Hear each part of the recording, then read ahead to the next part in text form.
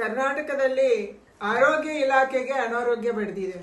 ಆರೋಗ್ಯ ಇಲಾಖೆ ಭ್ರಷ್ಟಾಚಾರ, ಸ್ವಜನ ಪಕ್ಷಪಾತ, ನಿರ್ಲಕ್ಷ್ಯ, ದುರಾಂಕಾರ ಇದರಿಂದ ತುಂಬಿ ತುಳುಕಿ ಇವತ್ತು ನಮ್ಮ ರಾಜ್ಯದ ಮಹಿಳೆಯರ ಮತ್ತು ಮಕ್ಕಳ ಸಾವಿಗೆ ಕಾರಣ ಆಗ್ತಾ ಇದೆ. ಲೋಕಾಯುಕ್ತದವರು ಆಸ್ಪತ್ರೆಗಳಿಗೆ ಭೇಟಿ ನೀಡಿ ಚಿಮಾರಿ ಹಾಕಿದ್ದಾರೆ. ಹಲವಾರು ತಜ್ಞರ ತಂಡ ಆಸ್ಪತ್ರೆಗಳು ಸರಿಯಾಗಿ ನಡೀತಾ ಇಲ್ಲ ಅನ್ನುವಂತ ವರದಿಯನ್ನು ಕೊಟ್ಟಿದ್ದಾರೆ.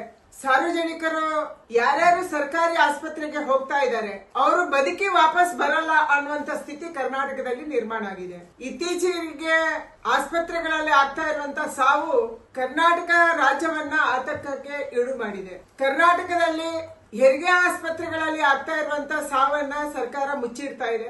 ಒಂದು ಬಾಣಂತಿಯರ ಸಾವು, ಎರಡನೇದು ಮಕ್ಕಳ ಸಾವು. ಬಳ್ಳಾರಿ ನಮ್ಮ ಕಣ್ಣಿಗೆ ಕಾಣುವಂತ ಒಂದು ಉದಾಹರಣೆ ಅಷ್ಟೇ. ಬಳ್ಳಾರಿಯಲ್ಲಿ ಒಟ್ಟು 5 ಸಾವಾಗಿದೆ.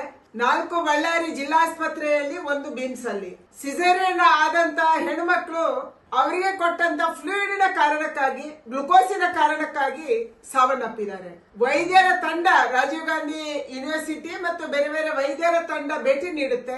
ಆ ಸಮಿತಿ ವರದಿ ಕೊಡುತ್ತೆ, ಇಲ್ಲಿ ಸಾವಾಗಿದೆ, ಇದೇ ಕಾರಣಕ್ಕೆ ಆಗಿದೆ ಅನ್ನುವಂತ ವರದಿ ಕೊಡುತ್ತೆ.